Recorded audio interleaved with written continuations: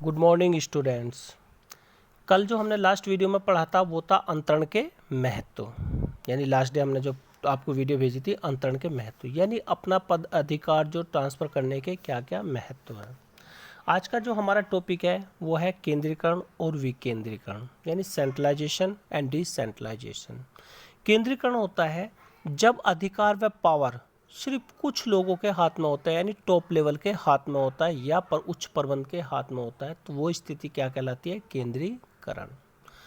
और विकेंद्रीकरण का अर्थ होता है कि जब पावर निम्न स्तर से लेकर उच्च स्तर तक सभी के हाथ में होती है तो वह स्थिति विकेंद्रीकरण कहलाती है। आज का ये टॉपिक हम विस्तार पूर्वक अब देखते हैं, इसमें बुक में कैसे कैसे क्या दे रखा। अब केंद्रीकरण और विकेंद्रीकरण को हम विस्तार पूर्वक पढ़ते हैं। कई संगठनों में सभी निर्णय को लेने में शीर्ष स्तर के प्रबंध की भूमिका होती है। इन्होंने बताया कई संगठनों में निर्णय लेने की जो शीर्ष यानी टॉप लेवल के प्रबंध की भूमिका मुख्य होती है, जबकि अन्य संगठनों में यह अधिकार प्रबंध के निम्न स्तरों को भी प्रदान किया जाता है, यानी निम्न स्तर यानी लोअर स्तर पर भी प्रदान किया जाता है। जिन उपक्रमों के अंतर्गत निर्णय लेने का अधिकार केवल शीर्ष स्तर के प्रबंध को ही होता है उन्हें केंद्रीकृत संगठन कहते हैं। यानी उन्हें क्या कहते हैं? इन्होंने कहा टॉप लेवल शीर्ष स्तर को होता है जो निर्णय लेने का, तो कहलाता है केंद्रीकरण संगठन यानी सेंट्रलाइजेशन ऑर्गेनाइजेशन। जबकि उन उपक्रमों में जहां इस प्रकार के निर्णय लेने में निम्न स्तरीय प्रबंध की भागीदार बनाया जाता है उन्हें विकेंद्रीकरण संगठन कहते हैं। विकेंद्रीकरण से आशय उस विधि से है जिसमें निर्णय का उत्तरदायित्व पद अनुक्रम में विभिन्न स्तरों में बांटा जाता है। जैसे जैसे उसका पद होता है वैसे वैसे पावर या अधिकार उसे दे दिए जाते हैं। अन्य शब्दों में विकेंद्रीकरण का अर्थ संगठन के प्रत्येक स्तर पर अधिकार अंतरण करना होता है, यानी प्रत्येक स्तर पर अधिकार यानी राइट्स को ट्रांसफर करना होता है।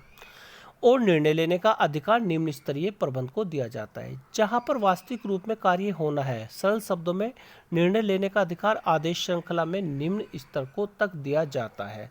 जब निम्न स्तर द्वारा लिए गए निर्णयों की संख्या ज़्यादा होती है तो निर्णय आवश्यक भी होते हैं, तो ऐसे संगठन का महानायक विकेंद्रीकरण कहा जाता है। वही बार बार देखो वही चीज़ घूम फिर कर आ रही है कि हम बता रहे थे सेंट्रलाइजेशन केंद्रीकरण जब टॉप लेवल पर अधिकार व पावर होती है, और विकेंद्रीकरण जब पावर टॉप से निम्न लेवल तक होती है तो क्या कहलाते हैं? वो विकेंद्रीकरण यानी डिसेंट्रलाइजेशन कहलाता है। अब देखो इसमें इसकी विकेंद्रीकरण की परिभाषा दी गई है। हर वह कदम जो अधीनस्थों की भूमिका के महत्व को बढ़ाता है विकेंद्रीकरण कहलाता है। यानी कह रहा हर वो कदम जो अधीनस्थ यानी अंडर सबऑर्डिनेट या निचले कर्मचारी की भूमिका के महत्व को बढ़ाता है विकेंद्रीकरण कहलाता है, तथा हर वह कदम जो इसको घटाता है वो केंद्रीकरण कहलाता है। यानी जो घट रहा है तो केंद्रीकरण, जो बढ़ रहा है हर किसी पर पावर आ रही है तो विकेंद्रीकरण, और किसी टॉप लेवल पर रह रही है तो क्या? केंद्रीकरण। किसकी है? हेनरी फ्योल की परिभाषा। दूसरी देखते हैं, विकेंद्रीकरण से तात्पर्य केवल केंद्रीय बिंदुओं पर ही प्रयोग किए जाने वाले अधिकारों को छोड़कर शेष अधिकारों को व्यवस्थित रूप में निम्न स्तर को सौंपने से है। तो ये किसकी है? Lewis Allen. आगे दे रखा टॉपिक केंद्रीकरण और विकेंद्रीकरण। हम पढ़ चुके हैं दोनों का ही अर्थ, वैसे तो फिर भी देख लेते हैं इसमें क्या क्या है। जैसे कि वर्तमान में बहुत सी सुव्यवस्थित व्यावसायिक संस्थाओं की दशा को देखने से आरंभ होता है कि केंद्रीकरण व विकेंद्रीकरण दोनों परस्पर रूप से संबंधित मद हैं। यदि निर्णय लेने का अधिकार केवल उच्च स्तर के प्रबंध को ही होता है तो ऐसे संगठन को केंद्रीकृत कहा जाता है। यदि यही अधिकार अंतरित कर दिए जाते हैं यानी बांट दिए जाते हैं, ट्रांसफर कर दिए जाते हैं, तो वह संगठन विकेंद्रीकरण कहा जाता है। पूर्ण रूप से केंद्रीकरण तभी कहलाता है जब प्रबंध में निर्णय लेने का अधिकार केंद्रीय तौर पर उत्तरदायित्व सोपानिक में केवल शीर्ष स्तर के प्रबंधकों को ही होता है। प्रबंधक सोपानिक की आवश्यकता को इस प्रकार संरचना अनावश्यक कर देती है। आगे टॉपिक पर चलते हैं बेटा, तो इसमें आगे और देखते हैं क्या कहा गया। पूर्ण विकेंद्रीकरण में सभी अधिकारों का अंतर निम्न स्तर के कर्मचारियों को किया जाता है। देखो क्या कह रहा, पूर्ण विकेंद्रीकरण जहां पर पूरा का पूरा डिसेंट्रलाइजेशन है, सभी अधिकारों का अंतर स्तरीय कर्मचारी को किया जाता है। यानी जैसा जैसा जिसका लेवल है, जिसका जो स्तर है, उससे उसका अधिकार दे दिया जाता है। और इसके उच्च स्तर के प्रबंध की आवश्यकता अनावश्यक हो जाती है, अतः दोनों ही अवस्थाएं व्यवहार्य नहीं है।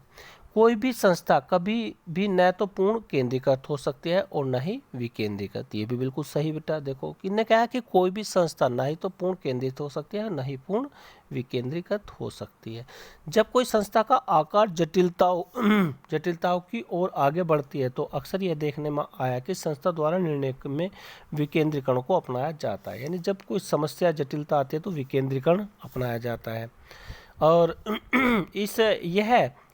इस कारण होता है क्योंकि बड़े संस्थानों में जहां कर्मचारियों की प्रत्यक्ष व अति निकटता से कार्य संचालन में एलिप्त किया जाता है, उनका अनुभव तथा ज्ञान उच्च स्तर के प्रबंधकों से कहीं अधिक हो जाता है। यानी जहाँ पर उन्होंने बताया कि एक लोअर के भी जो अनुभव हो जाता है काम करते करते, वो टॉप लेवल के बराबर हो जाता है या ज़्यादा हो जाता है, जो संस्थाएं में अप्रत्यक्ष जुड़े होते हैं। अतः इन दोनों प्रकार की केंद्रीकृत और केंद्रीकरण और विकेंद्रीकरण कार्य विधियों से आपस में संतुलन को स्थापित करना आवश्यक है। अतः यह कह सकते हैं कि प्रत्येक संस्थान में केंद्रीकरण और विकेंद्रीकरण दोनों ही प्रकार को देखने को मिलते हैं। देखो उन्होंने बताया कि हर एक संस्था में ना ही तो सेंट्रलाइजेशन स्थिति मिलती है, ना डिसेंट्रलाइजेशन, ना ही तो केंद्रीकृत स्थिति होती है, ना ही विकेंद्रीकृत। यानी अर्थात ये कह सकते हैं कि दोनों ही स्थिति फर्म में पाई जाती है। अब इसके महत्व आगे बेटा।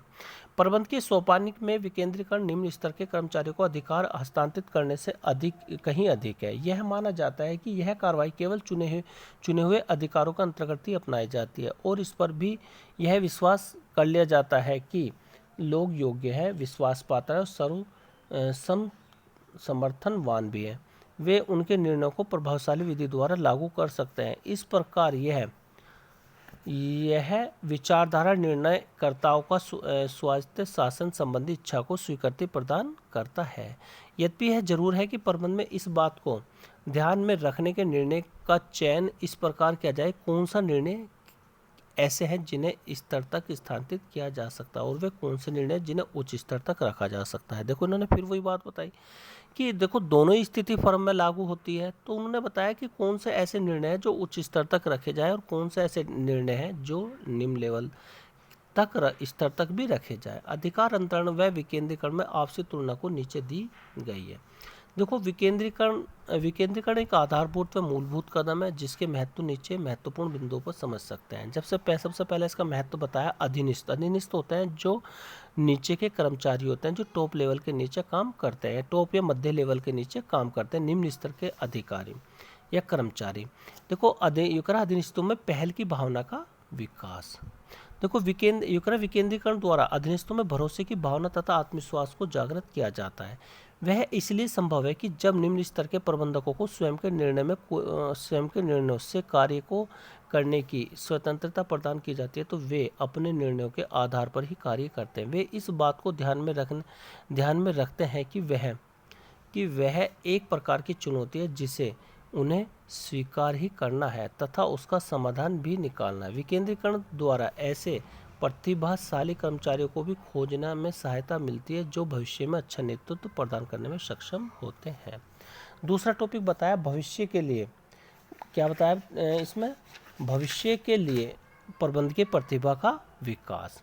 देखो भविष्य यानी फ्यूचर में जो प्रबंधकीय यानी मैनेजमेंट की जो प्रतिभा उसका डेवलपमेंट होता है। क्यों? क्योंकि जब पावर निचले स्तर को दी जाती है तो उसे अधिकार दिए जाते हैं तो वो कार्य स्वतंत्र रूप से करता है, जिससे उसका क्या होता है, प्रबंधकीय प्रतिभा का विकास होता है, जो उसकी मैनेजमेंट को स्किल है वो डेवलपमेंट होती है।